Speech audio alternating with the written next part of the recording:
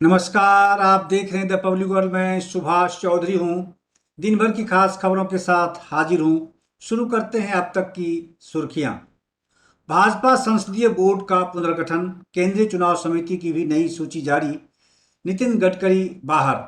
भाजपा के राष्ट्रीय अध्यक्ष जेपी नड्डा ने आज पार्टी के संसदीय बोर्ड का पुनर्गठन कर दिया है। पार्टी की केंद्रीय चुनाव समिति के सदस्यों की नई सूची भी जारी कर दी गई है। खास बात यह है कि केंद्रीय मंत्री नितिन गडकरी और मध्य प्रदेश के मुख्यमंत्री शिवराज सिंह चौहान को बाहर कर दिया गया है। केवल एक बार सांसद रहने वाली गुरुग्राम हरियाणा से पूर्व सांसद सुधा यादव को भाजपा संसदीय बोर्ड में शामिल किया गया है। हालांकि वो वर्तमान में राष्ट्रीय सचिव हैं पार्टी की। बीजेपी संसदीय बोर्ड पार्टी की सर्वोच्च निर्णायक संस्था है। यह समिति बीजेपी संसदीय बोर्ड के लिए किए गए बड़े बदलाव के तहत पूर्व अध्यक्ष नितिन गडकरी और शिवराज सिंह चौहान को हटा दिया गया है, जबकि कर्नाटक के पूर्व सीएम वीएस येदियुरप्पा इसमें शामिल कर लिए गए हैं। बीजेपी संसदीय बोर्ड के सदस्यों में पीएम नरेंद्र मोदी के अलावा उनके कैबिनेट के वरिष्ठ मंत्री राजनाथ सिंह और अमित शाह भी शामिल हैं। नितिन गडकरी का इस महत्वपूर्ण समिति से बाहर होना आश्चर्यजनक है। गडकरी नरेंद्र मोदी कैबिनेट के वरिष्ठ मंत्री हैं। वे बीजेपी अध्यक्ष की जिम्मेदारी भी संभाल चुके हैं। आमतौर पर पार्टी अपने पूर्व अध्यक्ष को निर्णय लेने की प्रक्रिया में शामिल करती है। पार्टी की ओर से जारी विज्ञप्ति के अनुसार राज्यसभा सदस्य व पार्टी के अन्य पिछड़ा वर्ग ओबीसी मोर्चा के राष्ट्रीय अध्यक्ष के लक्ष्मण, अल्पसंख्यक आयोग के अध्यक्ष इकबाल सिंह लालपुरा, पार्टी की राष्ट्रीय सचिव व पूर्व सांसद सुधा यादव और वरिष्ठ नेता व पूर्व सांसद सत्यनारायण जटिया को संसदीय बोर्ड का सदस्य बनाया गया है। केंद्रीय मंत्री और पूर्व बीजेपी अध्यक्ष राजनाथ सिंह को संसदीय बोर्ड में रखे गए हैं। संसदीय बोर्ड में सबसे चौंकाने वाला चेहरा कर्नाटक के पूर्व सीएम वीएस येदियुरप्पा हैं। उन्होंने पिछले वर्ष ही राज्य के सीएम पद से इस्तीफा दिया था। 77 वर्षीय येदियुरप्पा पार्टी की अलिखित आयु सीमा को पार कर चुके हैं। माना जा रहा है कि येदियुरप्पा कुछ समय से नाराज चल रहे थे, इसलिए उन्हें संसदीय बोर्ड में स्थान देकर संतुष्ट करने का प्रयास किया गया है। दूसरी तरफ हिमंत बिश्व शर्मा के लिए इस बार असम में सीएम पद के लिए स्थान खाली करने वाले पूर्व सीएम और केंद्रीय मंत्री सर्बानंद सोनोवाल को संसदीय बोर्ड के साथ केंद्रीय चुनाव समिति में भी स्थान दिया गया है। भाजपा महासचिव अरुण सिंह की ओर से जारी विज्ञप्ति में केंद्रीय चुनाव समिति के 15 सदस्यों के नाम का भी ऐलान किया गया है। इसके अनुसार बीजेपी के राष्ट्रीय अध्यक्ष जेपी नड्डा ने पार्टी की केंद्रीय चुनाव समिति का गठन किया है।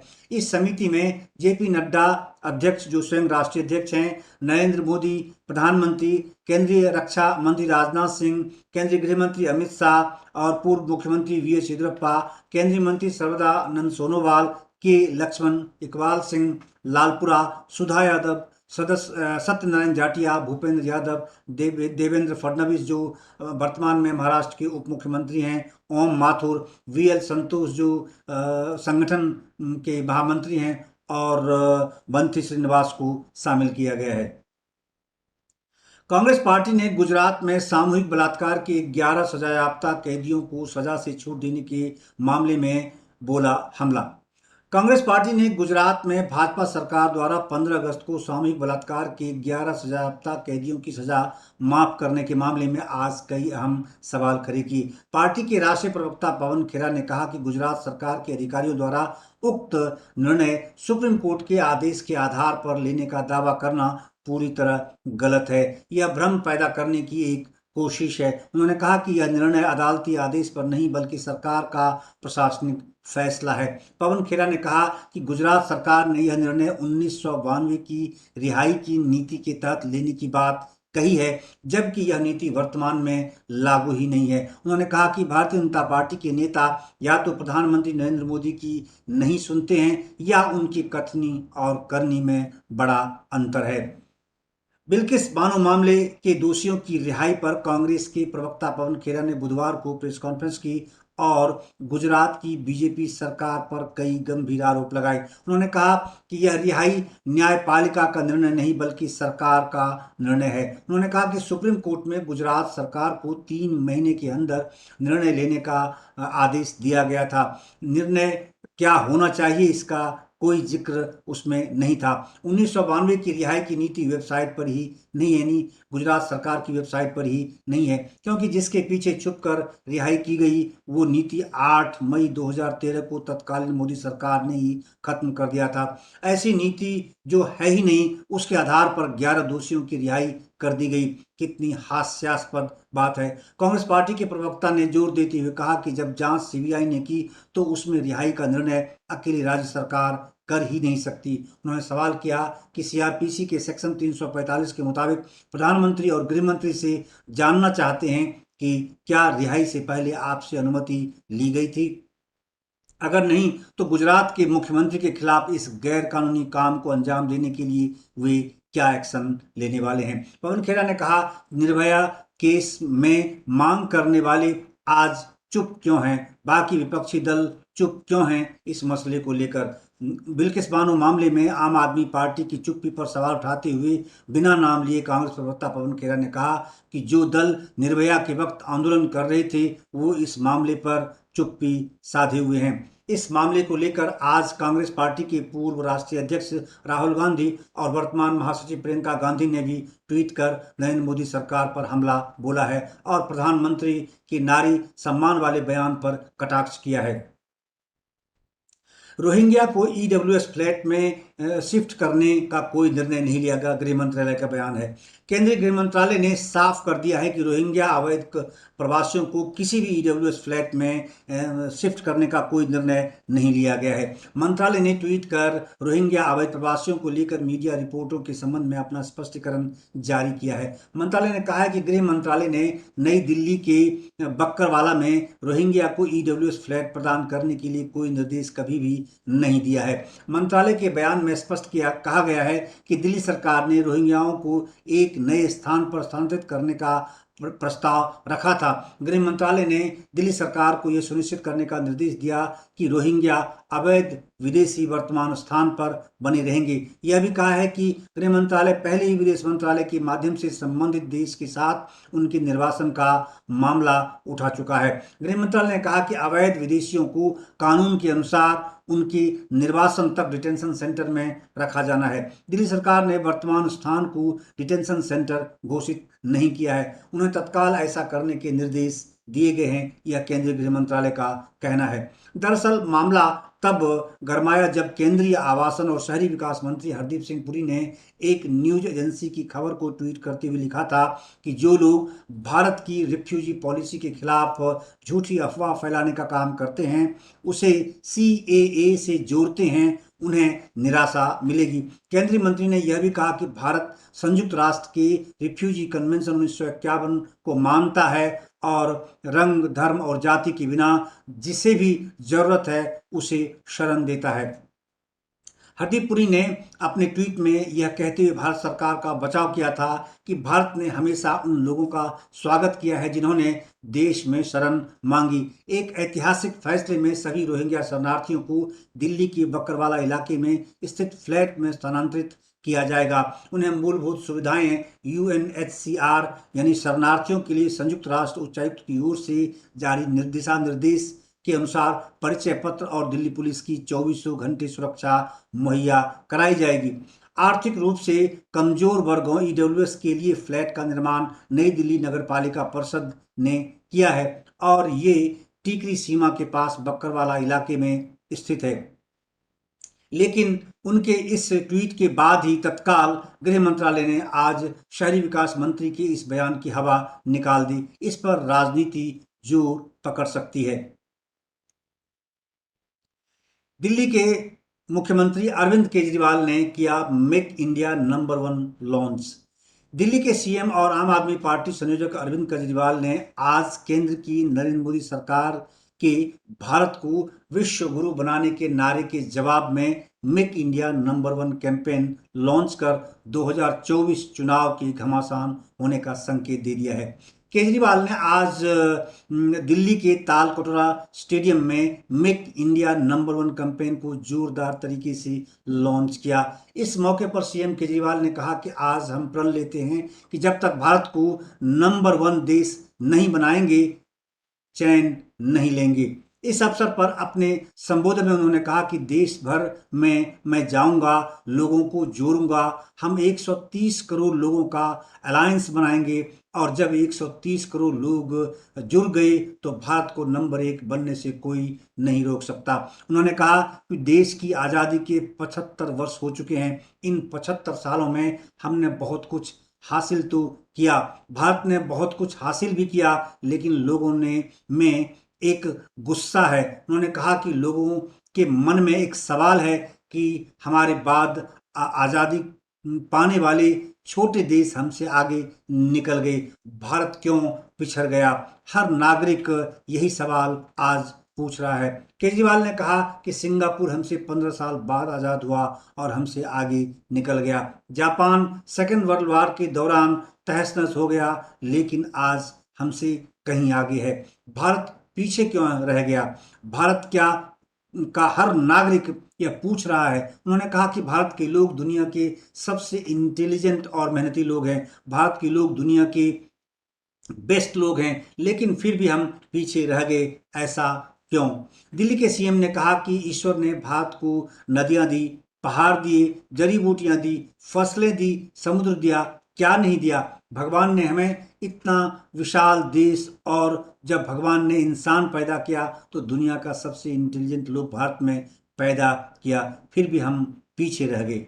उन्होंने अपने राजनीतिक विरोधियों पर हमला बोलते हुए कहा कि अगर इन पार्टियों और नेताओं के भरोसे भारत को छोड़ दिया तो अगले 75 साल और पीछे रह जाएंगे। उन्होंने किसी भी पार्टी का नाम लिए बिना उन्होंने कहा इनमें से किसी को अपना परिवार प्यारा है, किसी को अपना दोस्त प्यारा है, किसी को भ्रष्टाचार करना है, किसी को देश लूटना है। इन 75 साल में इन लोगों ने अपने और अपने दोस्तों के घर भरने के अलावा कुछ नहीं किया। केजरीवाल ने कहा कि 130 करोड़ लोगों को मिलकर अब देश की बागडोर संभालनी होगी। इधर कांग्रेस चुनाव समिति से गुलाम नबी आजाद सहित कई नेताओं का इस्तीफा। कांग्रेस पार्टी के वरिष्ठ नेता गुलाम नबी आजाद ने जम्मू कश्मीर कांग्रेस की प्रचार समिति के अध्यक्ष पद से इस्तीफा दे दी है।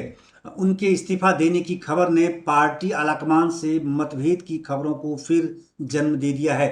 आज ही उन्हें इस पद पर नियुक्त किया गया था। खबर है कि उन्होंने जम्मू कश्मीर में पार्टी की राजनीतिक मामलों की समिति से भी त्याग पत्र दे दिया है। इसको लेकर चर्चा बेहद गर्म है। उनके इस्तीफे के पीछे के कारणों का अभी तक खुलासा नहीं हो पाया है, लेकिन आलाकमान से मतभेद की चर्चा अब जोरों पर है। पार्टी की ओर से इसको लेकर अब तक कुछ नहीं कहा गया है। पार्टी ने गुलाम नबी आज़ाद के करीबी माने जाने वाले वकार रसूल वानी को मंगलवार को जम्मू कश्मीर कांग्रेस इकाई का नया प्रदेश अध्यक्ष नियुक्त किया था। पार्टी की ओर से 47 वर्षीय वानी को यह महत्वपूर्ण जिम्मेदारी दी गई थी, जो गुलाम नबी आज़ाद के करीबी माने जाते हैं। 73 वर्षीय गुलाम नबी आज़ाद को चुनाव अभियान समिति की कमान सौंपी गई थी। कांग्रेस के संगठन महासचिव के.सी. वेणुगोपाल ने इस संबंध में सूचना जारी की थी। उनके अनुसार सोनिया गांधी ने जम्मू कश्मीर कांग्रेस कमेटी के लिए चुनाव अभियान समिति और राजनीतिक मामलों की समिति समेत 7 समितियों का गठन करने का ऐलान किया था। जाहिर है कांग्रेस पार्टी जम्मू कश्मीर में समय रहते विधानसभा चुनाव और लोकसभा चुनाव की तैयारी में जुट जाना चाहती है। वेणुगोपाल ने कहा था कि सोनिया ने गुलाम अहमद मीर का प्रदेश अध्यक्ष पद से इस्तीफा स्वीकार कर लिया और उनके स्थान पर रसूल वानी को अध्यक्ष नियुक्त किया है। आज़ाद के करीबी माने जाने वाले वानी प्रदेश कांग्रेस के वरिष्ठ नेता हैं और वानी हाल से विधायक रह चुके हैं। बिहार में नवनियुक्त कानून मंत्री को लेकर भाजपा हमलावर। जब से नीतीश कुमार की नई सरकार का गठन हुआ है, विवाद उनसे उनका नाता नहीं टूट पा रहा है। बिहार में नीतीश कुमार की नई सरकार के कानून मंत्री कार्तिकेय सिंह को लेकर नया बखेरा खड़ा हो गया है। बिहार के कानून मंत्री कार्तिकेय सिंह के खिलाफ अपहरण के एक मामले में उनके खिलाफ वारंट जारी हुआ था। उन्हें 16 अगस्त को कोर्ट में सरेंडर करना था, लेकिन वह कोर्ट नहीं पहुंचे। राजद से विधान परिषद के सदस्य कार्तिकेय सिंह ने आश्चर्यजनक तरीके से उसी दिन कानून मंत्री की शपथ ली। दूसरी तरफ कार्तिकेय और उनके वकील का दावा है कि इस मामले में उन्हें कोर्ट से अग्रिम जमानत मिल गई है। दूसरी तरफ भाजपा ने सीएम नीतीश कुमार से उन्हें तत्काल बर्खास्त करने की मांग की है।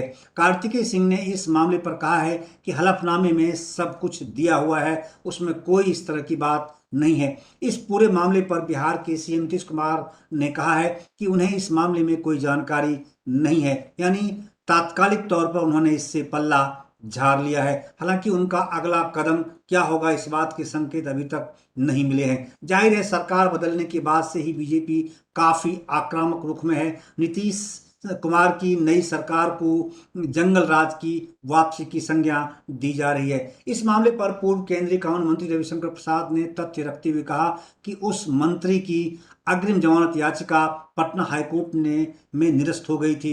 उन्हें हाजिर होने को कहा गया था। उसके बाद उनकी कोर्ट का आदेश रद्द करने संबंधी याचिका भी रद्द हो गई थी। बावजूद इसके दानापुर जिला अदालत के एडीजे ने 16 अगस्त तक की मोहलत दे दी। यह हाईकोर्ट के आदेश का सरासर उल्लंघन है। उन्होंने हाईकोर्ट से इस मामले में कार्रवाई करने की मांग की है। रविशंकर प्रसाद ने सीएम नीतीश कुमार व राज्यपाल से कार्तिकेय सिंह को तत्काल बर्खास्त करने की भी मांग की। इस मामले पर बिहार में राजनीति उफान पर है। अब भारतीय सेना को दुश्मन के मूवमेंट की मिलेगी सटीक जानकारी। खास तकनीक आज मुहैया कराई गई। एलएसी पर चीन से चल रहे तनाव के बीच भारतीय सेना के हेलीकॉप्टर्स को एक खास तकनीक से लैस किया गया। यह ऐसी डिवाइस है जो सीमा पर निगरानी के दौरान दुश्मन के बंकर और तोपखाने की लोकेशन से लेकर सैनिकों की मूवमेंट तक की सटीक जानकारी देगा। इसके साथ ही हर गतिविधि की वीडियो रिकॉर्डिंग भी इससे की जा सकेगी। इस छोटे से डाउन लिंक इक्विपमेंट को एक स्वदेशी कंपनी ने तैयार किया है। रक्षा मंत्री राजनाथ सिंह ने आज इस डाउन लिंक इक्विपमेंट को भारतीय सेना को सौंपा। हालांकि भारतीय सेना की एविएशन कोर के पास ऐसे स्वदेशी हेलीकॉप्टर पहले ही से थे। इनमें इलेक्ट्रो ऑप्टिक पॉड भी लगे थे जिनसे सर्विलांस की जा सकती थी, लेकिन ऑपरेशन को अंजाम देने के लिए दुश्मन की लोकेशन का सही पता लगाने में दिक्कत आती थी। अब इस डिवाइस से दुश्मन की लोकेशन का पता कर रणनीति तैयार करना और ऑपरेशन के बाद दुश्मन को हुए नुकसान की सही जानकारी के लिए एक रिकॉर्डर भी उपलब्ध कराए गए हैं। भारतीय कंपनी एक्सीकॉम प्राइवेट लिमिटेड ने भारतीय सेना के ALH मार्क 3 ध्रुव और ALH-WSI हेलीकॉप्टर्स के लिए downlink equipment with recording facility तैयार किया है। इससे सर्विलांस के दौरान डेटा को रिकॉर्ड किया जा सकता है और बेस पर लौटने पर उसको रिकवर किया जा सकता है। इसको सेना के हल्के हेलीकॉप्टर्स पर फिट किया जा रहा है। देश के बड़े उद्योगपति गौतम अडानी को केंद्र सरकार ने दी जेट कैटेगरी की सुरक्षा। अडानी समूह के चेयरमैन गौतम अडानी अब वीवीआईपी सुरक्षा के घेरे में रहेंगे। केंद्र सरकार ने गौतम अडानी को जेट कैटेगरी की सुरक्षा प्रदान करने का फैसला किया है।